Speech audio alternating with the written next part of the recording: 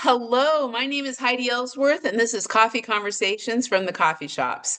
I am so excited about today's coffee conversation. We have some of the leading women in the industry here to talk about women in roofing, where we're at, where we've been, what we're doing, and just really having a great conversation. For many of you right now, this is early morning if you're in the Pacific, on the Pacific coast, like Jennifer. If you're on the East Coast, it's around 10 o'clock. And if you are across the pond over in Europe at Dockenholtz, like I am, it's 4 in the afternoon. So we've got things covered.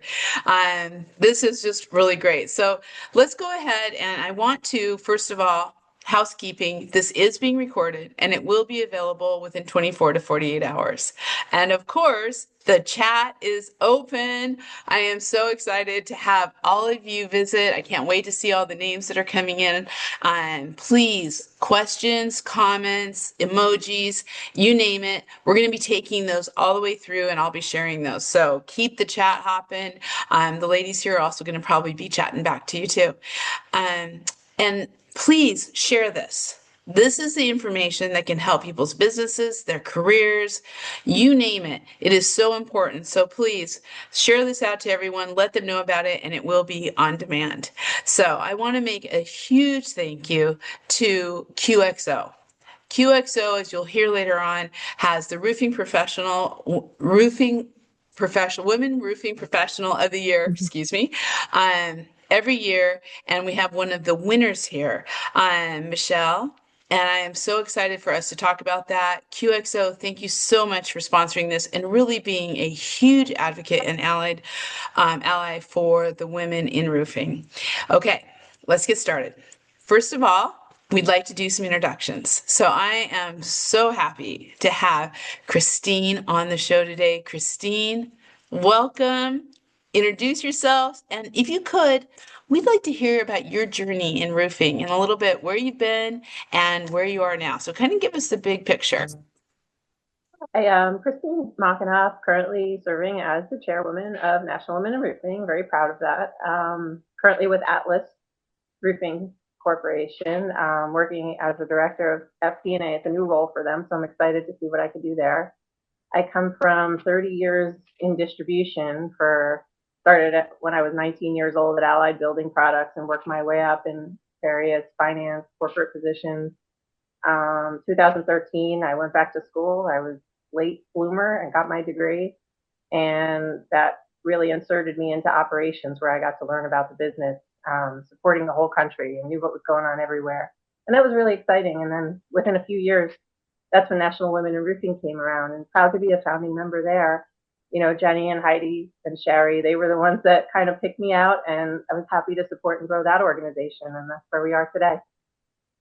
I, Christine, it's been so fun to watch your career and watch you, everything that you've brought to National Women Roofing. And we're going to talk a lot about that here in a minute. So thank you for being here today and congratulations as our new chairwoman of National Women in Roofing. Um, it's a full Thanks for circle. having me. So, um, next, I would love to welcome back Jennifer Stone, one of my dear friends. We started National Women Roofing together. Jenny, if you could introduce yourself and share your story. Yeah, absolutely. So again, I'm Jennifer Stone. I have been in the roofing industry for 20 plus years. I hate to say and love to say. I really started my journey in horticulture landscape. I have worked in on the construction side, the service side, pretty much everything you can think of on the construction side, from service to installation, estimating, all the things. And then the last 10 years, I have really been focused on the manufacturing side. And it's been a wonderful full circle. I am now the national account director for Tremco, which has really been able to give me the opportunity to blend the construction side and the manufacturing side all in one. I am a proud co-founder of National Women in Roofing. It is one of the highlights of my career and my life, honestly, to be able to impact all these ladies. And I'm really happy to be here today and highlighting Christine and Michelle and all the ladies where, you know, you plant all these little seeds and you watch all of these things happen in the industry. And this is just an example of that. And I'm happy to be here. It is It is great. Thank you. Thank you as always. And I'm sorry if there's a little background noise every once in a while. But we're getting that going. This is so great. And I want to restate, Michelle, I'm going to restate the name of the QXO because I just really butchered it earlier. And it is the Female Roofing Professional of the Year Award. You are a past recipient. Thank you so much for being here today. Can you introduce yourself and please tell us about your business, about your journey, all of that? Um, Hi, I'm Michelle. I am from Round Rock, Texas, just right outside of Austin, Texas. I saw someone in the chat from Austin, so I'm just north of there. And I am a co-founder with my husband of Hall Roofing and Construction.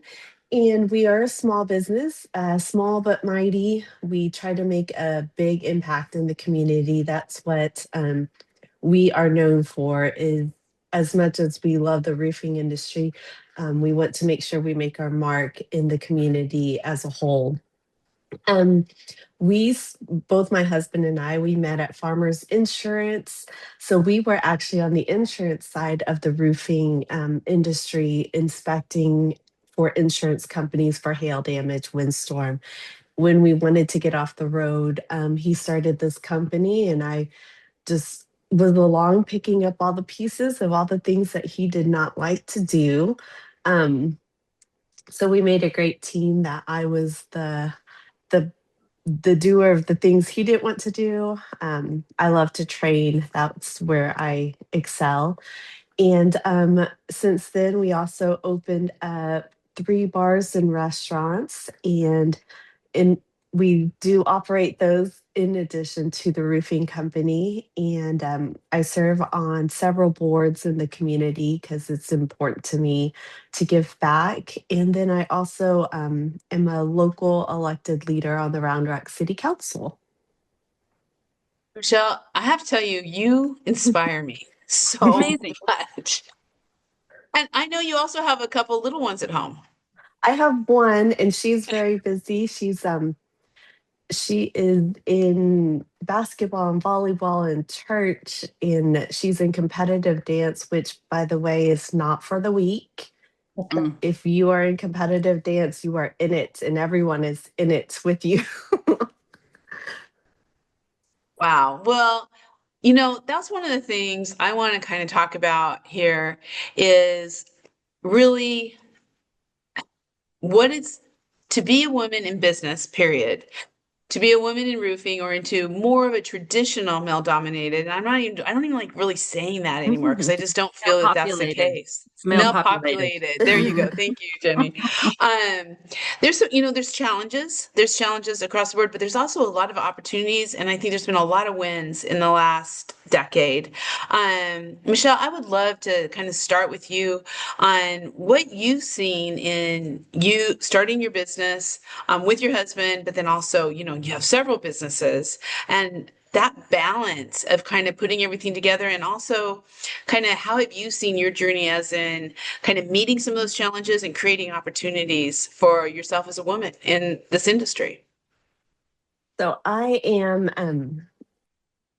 introverted by nature, but I did grow up in the service industry, so I have learned to, in order to succeed, which is always the end goal, to be successful in whatever you do, is that you have to put yourself in uncomfortable positions.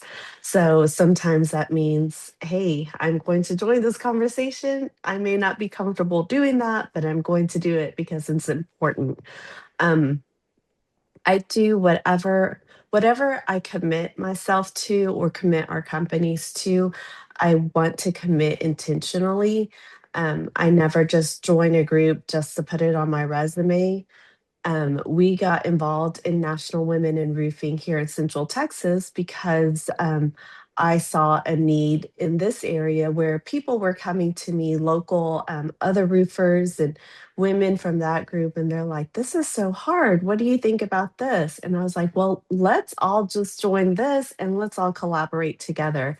So to me, it was very intentional like, hey, there's a need here, and we need to make sure that we are equally as trained, equally as knowledgeable. Um, I am steep and high certified. So like a 2-story ladder, I'm 5'3".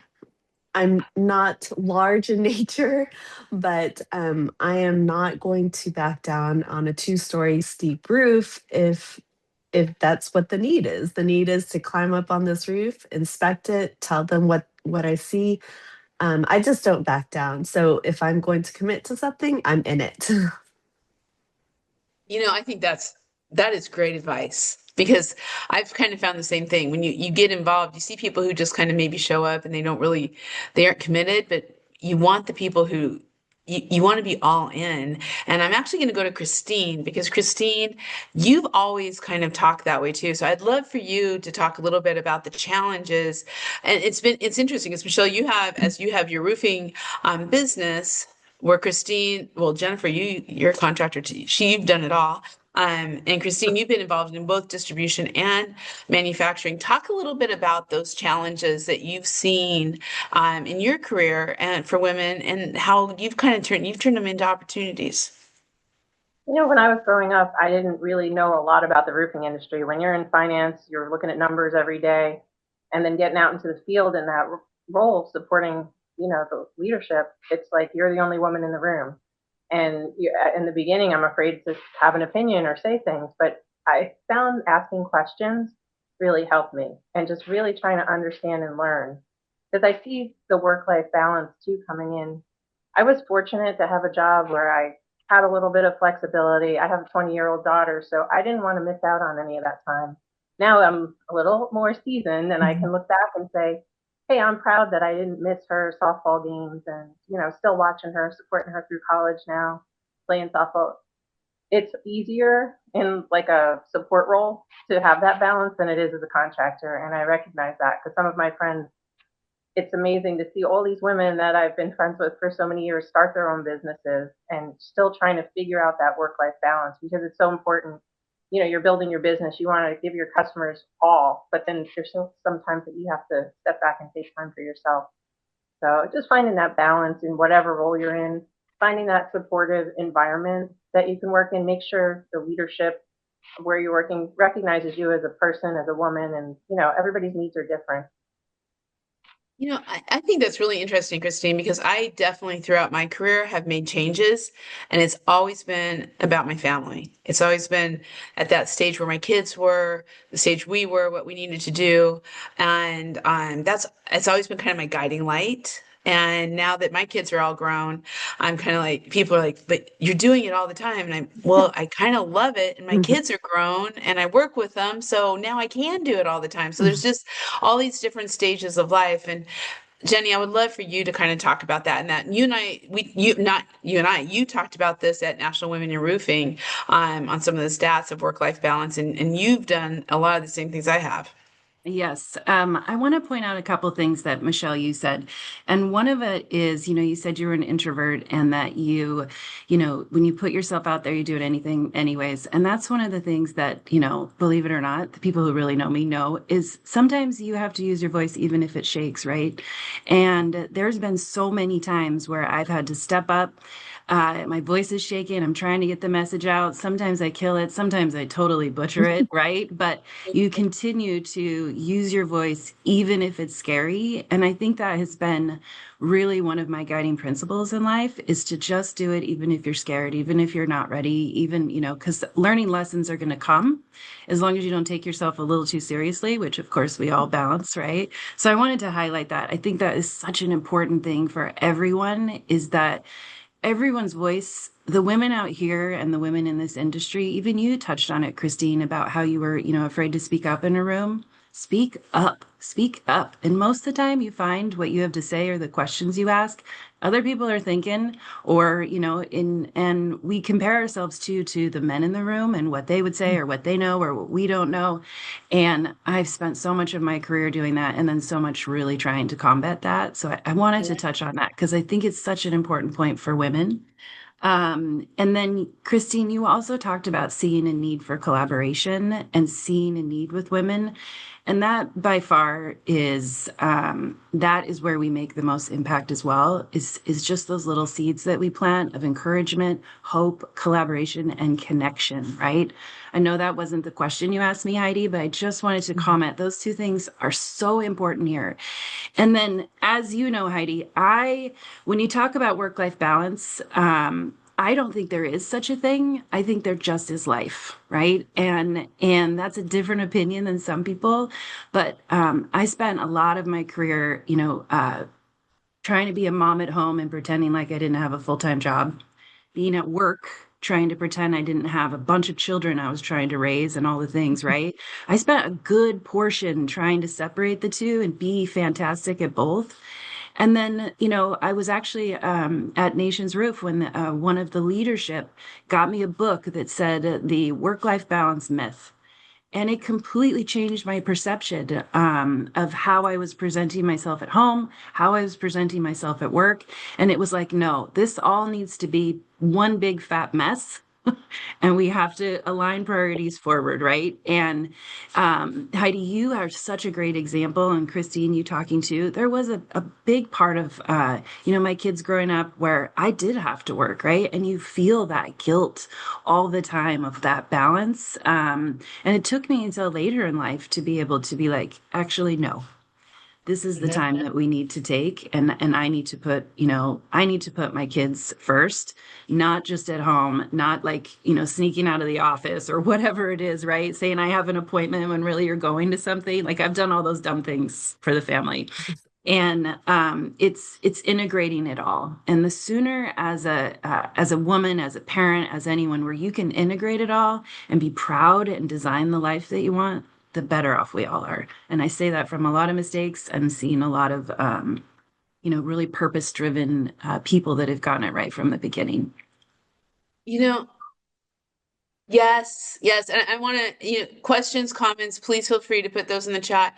One thing I think all four of us can relate to is when I started my own business, and Michelle, as you start your own businesses and you're kind of trying to figure out where you're going, I had a visualization of a Barbie in a briefcase. And that was not for James. James was already a little bit older, but Megan was just born. And I was like, I don't understand why I can't do both. I don't understand why I can't do both. And that work can't give room and the family can't be involved. Right. And so that was my Barbie in the briefcase. I'm gonna do it. And today I'm really lucky. I mean, I'm incredibly lucky, but both my kids work for me. And so now I get that same visualization of getting to work with them every single day. We'll see how long it lasts. I'm going to be blessed every single day it's there, right? But I think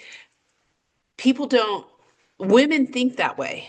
And I know a lot of men do too. So I'm not saying this in a way that men don't, but I just know women do. It's like, how can I put this all together? Because I just can't put it. Some people are really good at compartmentalizing. I'm terrible at it. And so how do you kind of put all this together? And I think that is one of the big challenges. And I think it's one of the reasons why it's so important that women continue to step up into either ownership of businesses and leadership of businesses. And that doesn't mean you have to be CEO, CMO, or whatever, but just leading every day, setting those examples of being that leader in your workplace or in your community. Michelle, can you talk a little bit about that? Just kind of what was what was your inspiration for you guys to start your own business and then start three more? And I just think it's incredible. It's a combination of insanity and um, it was all because of family need. We left the corporate world. We left the corporate world because we were traveling so much and we were in our early 30s and realized, hey, this is not going to be conducive to grow our personal relationship and grow our family if we are on the road and sometimes separate from each other on the road. So there comes the roofing industry. And then when we started the roofing company, as I get into my 30s, I was like, okay, well, we need to talk about starting our family because there's a time limit on that as a woman, right? So we did start talking about that. And at some point, I knew that maybe I needed to get off of the roofs because you can't be pregnant and on a roof. It's just, it doesn't work well. Um, so then we did start our first restaurant bar. The other ones just kind of, there was open spots and they just kind of fell through, and Eric loves building stuff, so he just kept going and I just kept growing the team. um but still every day I'm here with the sales guys, I'm here with the crews that installed. So I mean, we are here present for our team every day, and they know us like we are with their families. We go to birthday parties. So it's very important that we started because of family. We started because we knew we could not sustain a relationship or sustain a family being on the road. So that's why we left corporate world and started our own thing. It was scary. It was all the things that you envision, and then you have to realize in the corporate world, you have an HR department, you have a marketing department, you have an operations department. And then when you start your own small business, and it is each of one of our businesses are small businesses, and each one, Eric and I have to split up those hats. Who's going to be in charge of marketing? Who's going to be in charge of finances? Who's going to be in charge of each department that we used to depend on other people for? Um, so we just have to determine, okay, what are you good at and what am I good at? And just split that up between us. So partnership, right? Partnership is so powerful. Um, Jennifer, I want to kind of take that thought and I want to put it a little bit, and you may want to talk too, because I know you were involved in contracting of green roof stuff, but I kind of want to also talk about that shift of really why would you start National Women in Roofing, right? And we talked about this at our 10-year thing, but I think when we have, and then I want to go to Christine because she's kind of the future of taking that, like what's that next leadership and how are we doing it? But when you really look at it out there, when you know, 10 years ago when you and I met, a little bit longer than that now, actually more 15, that it's a step, right? And I'm not going to say that we really knew what we were doing. We just knew what we wanted. I think that is really key, right? Like, and I think we absolutely did not know what we were doing, but we knew, right? And I've said this before, but when Heidi asks you to do something with her, the answer always should be yes. Just for anyone listening, the answer should be yes, whatever the journey is, right? And Heidi and I have a really good balance. We both are big idea people. She is just so passionate and gets everyone on board. And I really like to push the envelope. And I really speak my mind, and Heidi is a really safe place for that, right? Like I can really push Heidi, speak my mind. And I think along with Jennifer and Sherry, when we were all doing it, that was really one of the keys that set us up for success, is we were each able to be ourselves. Really, maybe not the first time, but in an environment with all women, being able to be who we are, come from where we're at, offer our opinion, push each other, challenge each other, and still at the end of the day be like, we have a goal and a mission to accomplish, and not let it get in the way, right? And that is an amazing thing when you find that with other people, right? It sounds like, Michelle, you and your husband do a very similar thing, right? Christine, I know you've had a lot of that. So, that's a piece of it. But the really starting National Women in Roofing with Heidi and the other ladies was about connection. It was about connection, finding a place that I felt that I could be myself, that I could, challenge and have strong female leadership. There really is nothing else out there that is better for me, and I would say a lot of women, than really strong female friendship and really strong female mentors that you can count on and ask questions from. And that was lacking for me when I came into the roofing industry. It was tough. I was still trying to learn and play the game and all these things. And it was like, where are the women, right? Where are these women at? And how can we encourage, connect, and then recruit more women, because honestly, this can be a very lucrative business for women, for Mm. anyone, right? There's a lot of money to be made in roofing. There's a lot of opportunity that doesn't get talked about, that we're not out recruiting for, or at least we weren't. The recruiting efforts have changed a lot in the last 10 years.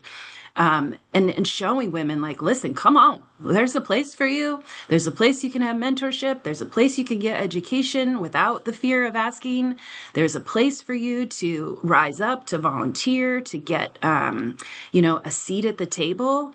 All of these things was really the foundation of National Women in Roofing, and trying to look at it through the lens of what are the most important things for women to recruit and retain. And that was, like you said, Heidi, I know we just celebrated our 10-year anniversary, but that was 12, 13 years ago, right? I mean, even from what you started with the small council to growing it to National Women in Roofing, and now to today where Christine sits. Christine, are you the eighth chair? How many chairs have there been? Seventh chair, something like that, right? I have a picture. We should count it. Wait, From I'll the bring that picture up here in a minute. from the seed all the way to now where Christine is at. And Christine, I definitely want to give you the floor to talk about, your vision and what you're doing. But I will say that at this last board meeting I was at, where Christine took the floor at the very end to set direction for this next year, I had a wash over me that was really this feeling of like, all is right in the world. This Yeah. woman, started with us, and now she's going to really take it to the next level with the real pursuit of what's important. So, Christine, I'd love for you to talk about that. Yeah, I'm really excited this year. My whole theme is connection with purpose, right? I think sometimes people join organizations or they go to National Women in Roofing Day, and that's where it ends. But I've poured so much into NWIR that I still feel like I can't give enough to what it's given me over the years. All the relationships, opportunities, connections that I've had. I mean, that it's paid off tenfold. I mean, it's incredible. And this year, just encouraging everybody to make those intentional connections and relationships, because we're all here to support each other. There's so many times where I could pick up the phone and call, any one of my NWIR sisters and share a win or a challenge, and we have that bond. I always go back to COVID when we were all shut down and we would have these underground wind down Wednesdays, like from coast to coast. I'm like, what's going on there? What's it like? We Yeah. needed each other. And then when we came out and we went to NWR Day, it's like I felt like I knew these women and I never met them before. And it just exemplified what we're all about. And then to pivot a little bit more towards another focus of mine this year is workforce development. The generations are aging out and there's such an opportunity. And I feel like it comes from the awareness, getting into the middle schools and high schools and colleges, career fairs, and just letting them know, hey, it's not just about women on the roof, it's women in every role in our industry. I think there was even a thought in my mind that, okay, I'm in the roofing industry, but there's also an intersection, when I was in the supply chain industry or the finance industry, there's intersections of that. And there might be accounting majors that think, oh, I have to go work for a CPA firm. Well, no, you could work for a roofing corporation, and just making them aware of what a great organization and industry that we have. So that's kind of where I sit. So I encourage everybody, volunteer. You may not think you have the time to give enough, but what you can give, that little bit, helps the organization grow, it helps the industry grow, and helps support women every day. Some days you might be needing something, and some days you could be giving something. We need mentors, so feel free to reach out to me if you want to share. And you might not even think, we have so much imposter syndrome as women, right? What do we have to offer? But you can offer so much. I have been so encouraged by all these young women that have been coming into the industry. I just kind of grab them. I see Lauren Begg in the chat, like, just grab onto them and help them grow in the industry. They're just so confident, and having the supportive network, it just means everything. You know, oh my gosh, so many thoughts, Christine, because you are so right. And all of these young women are just so inspirational. And after National Women in Roofing Day, I was just like grabbing business cards and saying, "We got to get you involved. We got to get you involved." And one of the things, and Jennifer Trepane, and we love our Jennifer. Hello, she just wrote something, and I want to really kind of address this because I think it's really important. Jennifer said what Jenny is describing is exactly what's happening today in National Women Roofing leadership teams and councils across the country. In Chicago, we each come with our skill set and experience, and we have built an amazing team of women who are working together towards our common goals and the four pillars.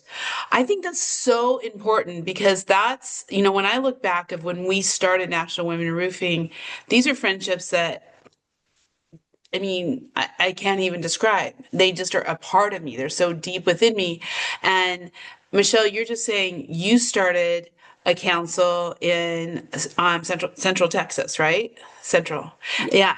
Um, I want to talk about that. And then Christine, so I want to talk about your councils, both of you, because Christine, you were the one who took New Jersey, and that's where, you just shined at Yeah, she was our first bringing council that chair. together, and still today, right? Yeah. Bringing people things. So, Michelle, talk a little bit about the importance of that council that you've started and all the women who are coming to you, and you're like, okay, let's get together because it's really happening everywhere. Well, I didn't start the council, but I essentially the Williamson County area. It used to be just like an Austin, Texas council. And I was like, hey, ladies up north, let's come join these lovely ladies and get some collaboration done. And I love MWIR. Like, it is where women lift each other up and we have come together and these are our competitors. We're competing for roofs, right? Not everyone. There's suppliers and manufacturers, and we all come together with ideas. But the contractors that are in this group, we're competitors. We're competing for jobs with each other. But I can't tell you, like, ever a time any of these ladies had said anything negative about any of us. We are there. We're like, hey, I ran into this situation. What would you have done? And everyone just comes together. It's like, oh, I've run into that too. What's the best way to combat this? So the women that are in this group, like, literally just, almost physically just want to lift you up and make you better and stronger. And it's amazing. And then there are two roofing companies that just started in my area. And I was like, hey, I see you involved. Come join this group with me because it will just kind of help guide you through the starting of a new business. And I've been in this industry for over 20 years, but you're just starting out. Come get feedback from a bunch of women in your same position at some point. And these women, they're just amazing. And everyone comes with new ideas. Like, this year, we're focusing on philanthropy, and this year, we're focusing on training. So it used to be more of let's get members here, let's get to know each other. And that was great. But now we're shifting our focus and let's do more training. Let's get out in the community and tell everyone who we are. Mhm. See, did you freeze? Okay, on talk a little bit about you starting the council because you were one of the very first. I remember I was on the phone with Sherry. I told her the other day, I was sitting and I remember, well, what do I do? Well, our pillars are networking, mentoring, education, recruitment, go. And I'm like, okay. And, it was hard in the beginning because it was just me and, another person or two trying to put it together. And the only thing I can say is when you're trying to start a council, get as many women as you can together because that's what's going to make it successful. Lynn Pacone called me one day and said, hey, we want to host an event at GAF. I'm like, let's go. And then we had like 40, 50 women. I recruited a leadership team, and the succession that we have in New Jersey is incredible. Like, I can see like 3, 4, 5 years out now, we still have the leadership pipeline. And then just bringing more people in. The councils locally is where you build the community, right? You want to be able to go see these women in person because the interaction in person is so much more meaningful. So I encourage to build those local councils because that's where the magic happens. Yes. Jenny, did you ever Did we ever, I mean, we thought we saw this, right? But now you see these women across the country coming together and starting these councils. We just have a new one in Central Oregon that Amy and Lauren have put together. I mean, we're seeing councils everywhere. We knew that it was going to be the foundation. We knew it was the most important thing, but aren't you just kind of blown away sometimes? God, sometimes, yes, all the time. I'm blown away all the time that it's been 10 years of an association of women coming together, that it's grown from, 30 women that are we're like trying to, where's the, like trying to piece and part women together just to have an event to, 2,500 members, events that are 600 women, a lot of new faces too that come to these events looking for that connection, looking for belonging, looking for a place for education. It's absolutely amazing. And 100%, Christine, what you said about the big impact is where you can meet each other because not everyone can be involved nationally. Not everyone is in a job where they can travel or go to events. So the biggest impact that you can make in women's lives in our industry is exactly what you're doing, Michelle, locally, right? Local politics, local businesses, local women who are down the street, who knows what resource level they're on to be able to come and find a place. And there's nothing better. And no, Heidi, I think we knew that I think we knew what the seeds we were planting to lift other women up, but I don't think we had any idea of Yeah. of We the had no idea impact. we were And there's nothing what else we were like planning. this. There really is nothing else like this out there. You have some No. other associations, some women in trucking, women in manufacturing. They're smaller or more contained, and that is one thing that we did not want. Right? We didn't want it to just reach this part of the country or be accessible just to people that were in manufacturing jobs. That there was more money to spend. We wanted it to be for everyone, and we've achieved it, and it's a beautiful thing. I don't know if it's my Um, algorithm or not, but all you have to do is scroll LinkedIn, and I'm seeing all these councils with all these women having such great events, and it just makes me so happy.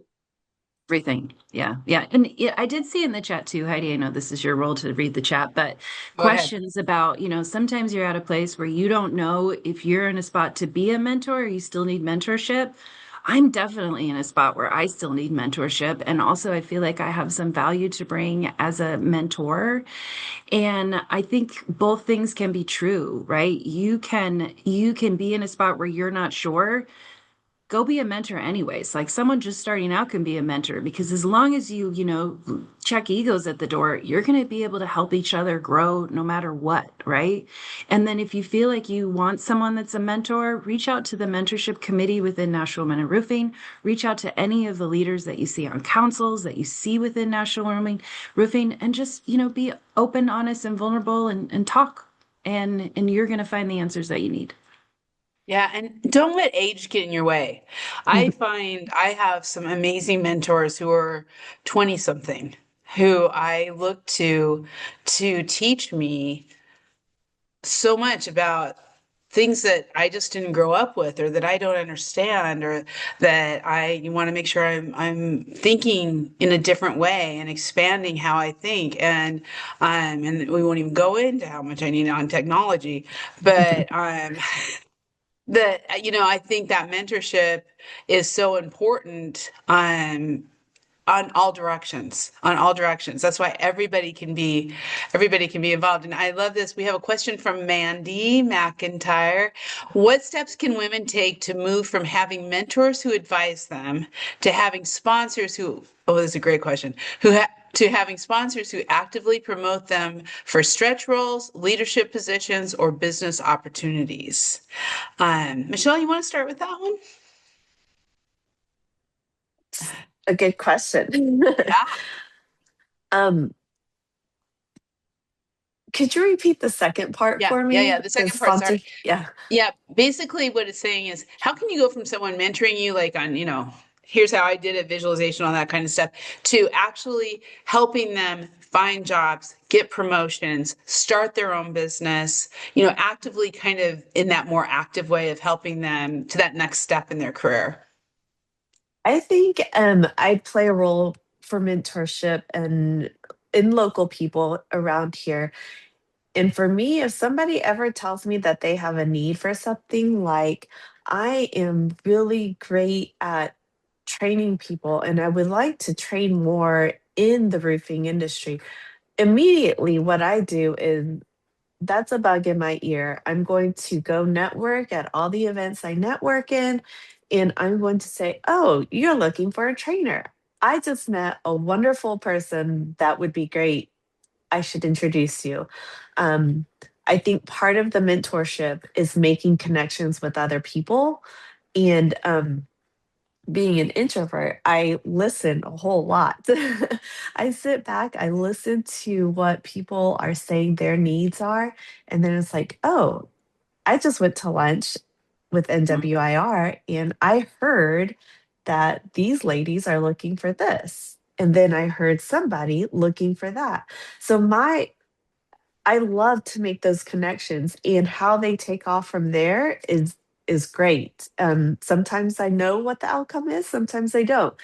But just to make that connection, and that connection turns into something new, like maybe they don't get a job, but they're able to jump meet another person with that company and do something completely different.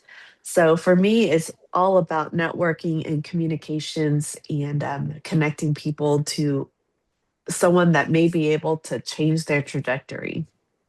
And where they're going. Mhm. Christine, this is your whole theme, connections and helping Michelle's people take got that it. next step. Yep, Michelle's got it spot on. It's having those intentional conversations with people.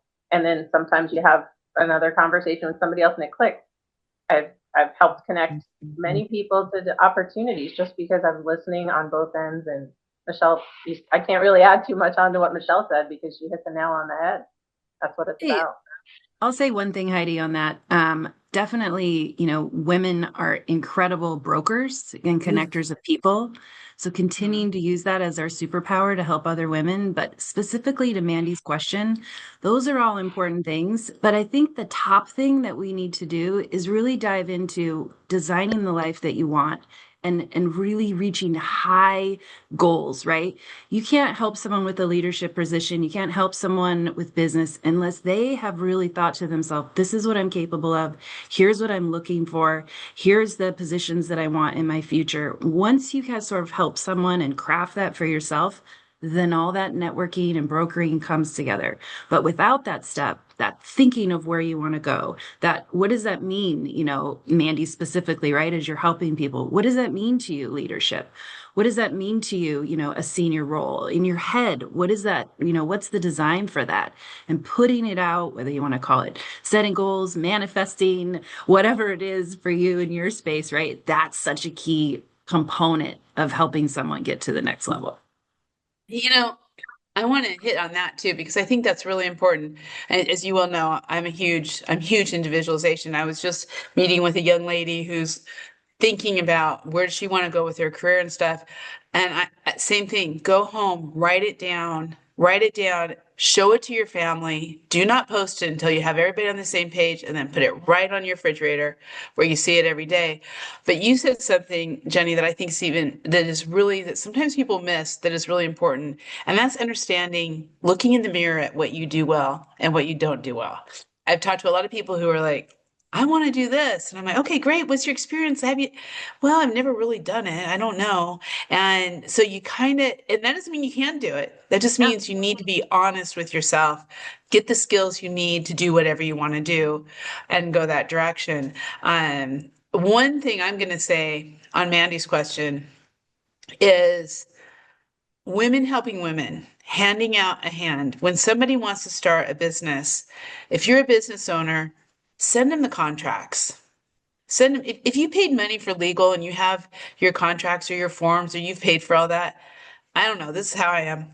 I send them to that person, say, start here, you'll save some money. This is what my lawyer's done. This is what I've seen. These are some of the problems I've had. It's really tangible, or, here's the position that you're looking at. Here's some real tangible things you might want to do to prepare for that. I think we do talk a lot or make the introductions that it's actually going to get somebody an opportunity to make that. Because it's kind of who you know sometimes on getting those opportunities for job interviews. So I think that's so important. And one of the things sorry, I'm going to shift us here just a little bit, is one of the things that I love that has happened, and Sherry Carlassi was really key in starting this, was National Women in Roofing have their awards. They have their Veterans Award, the Rising Star Awards, now they have the Council Awards, um, the all of that. And it was about women nominating women or men. It didn't matter, but people nominating kind of to that point, getting other people's names out there, helping them rise to that position. Well, National Women in Roofing are not the only ones who do this. We have some amazing sponsors and advocates out there, and a big one is QXO and everything that QXO is doing to recognize women every single year. So I want to take some time here and talk a little bit about that. And thank you, QXO, for everything you do. So Michelle, you went through the whole process and are a winner. Female of the Year. Can you kind of share that experience, how you were nominated and how that all worked? So my nomination, I think came from, so I have some women in our company, and I have encouraged them to participate in National Women in Roofing with me. So I started bringing them to the lunches, and it was more of a, yes, I'm a leader of the company, but it's not just me here. Like, I want you guys to feel empowered that you're learning and growing with the company as well. So I started bringing them to our lunches. And from that, they were growing and they were learning and they were motivated. And National Women in Roofing Day is right before IRE. And so we would take our team to IRE, which is filled with all the people in roofing, which is male dominated. But to have that day beforehand to celebrate just women, the ladies in my group were like, that was more impactful than all the training we did at IRE. Like the NWIR days, because we were able to connect, was more impactful. So they nominated me a couple years ago for this QXO award because of how I have changed their thinking in the roofing industry by Love it. encouraging them to learn. And 2023, when I did win, I was actually coming off of an election. My election was May, and then the QXO award was shortly, like right after that. I think June is when they announced it. So as we were campaigning, we were walking hard, we were meeting people in the community. It was like just chaos everywhere. And when the QXO was like, "Hey, you're a finalist," I was like, "Are you sure?" Like, I'm Michelle from Round Rock. Like, I'm small town girl, and they're like, no, just everything you've done in the community and the impact you've made in the roofing and the people that wrote in about you, that you've encouraged and changed their way of thinking. You're not just a receptionist or you're not just a bookkeeper. You're someone who can make a difference in roofing. And I think it's important. And so that's how I got there. And It's then awesome. being able to campaign and reach more people, I was like, hey, I would love to win this award too while I'm at it. Um, and we were also able to, with this particular award comes with a cash prize, and we were able to do things. We roofed River City Youth Foundation. They needed a new roof, and we were able to partner up with people to donate materials, and we were able to use that to donate some labor. And we ended up roofing it and painting it. So it was, I mean, it was just a full circle. Everybody was involved. We were all motivated. It was a lot of fun. You know, Michelle, to your point and what you're saying, we have a question here from Katie. Hello, Katie Butterford, who's the executive director of National Wind Roofing. But she had a quick question that I think goes exactly with what you're talking about here.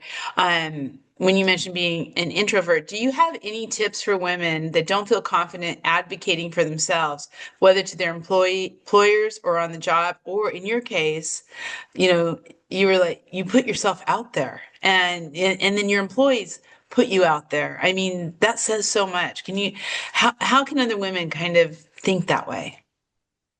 So I'm very introverted. If you put me in a big group of women or big group, just lots of people everywhere, I'm just like, oh gosh, just sit back and listen.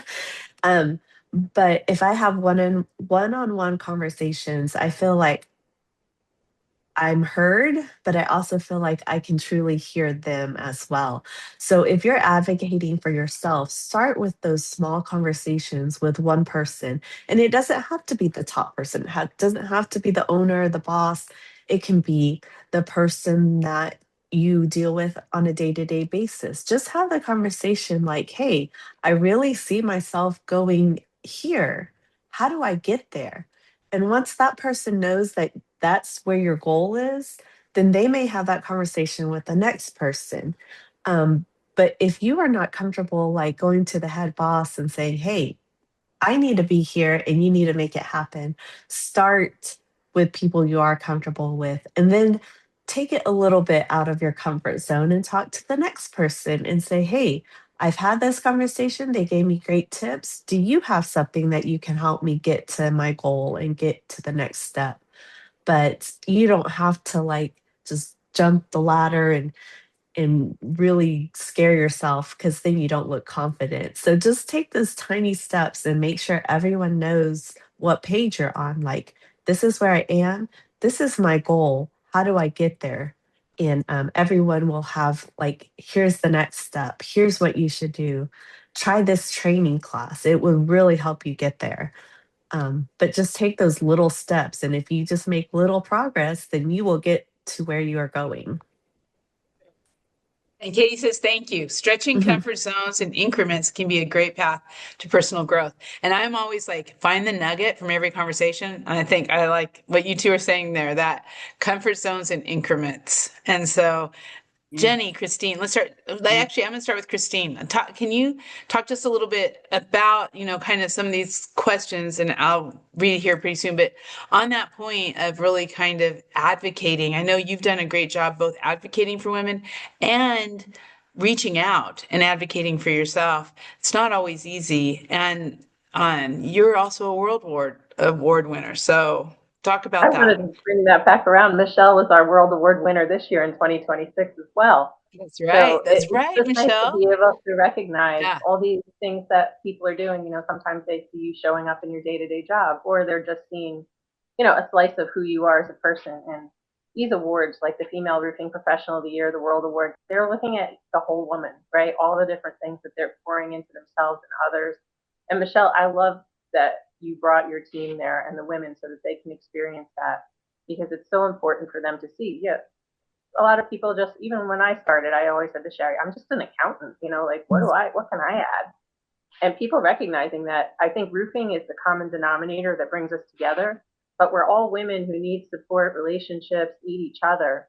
And that's so important. And the more connections that you make, the more opportunities you can help, or if Mhm. you need them, get opportunities just from all those relationships all over the place.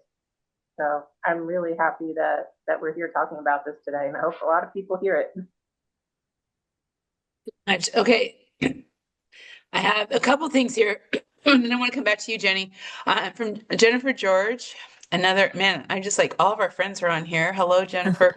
Um, we've had great mentorship experiences with the SBDC and a nonprofit called SCORE. Both organizations offer their service at no cost. If you're needing help or wanting to go to the next level, check them out.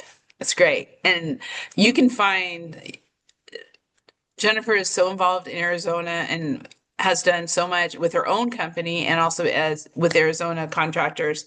So we can connect people if you want to find out more about that. And then Jessica Nichols, hello, said thank you so much for all the positive and encouraging stories of experiences, struggles, and successes in the construction industry. I have been in the construction industry since I was a teen. I love it, family, working in my Mhm. family.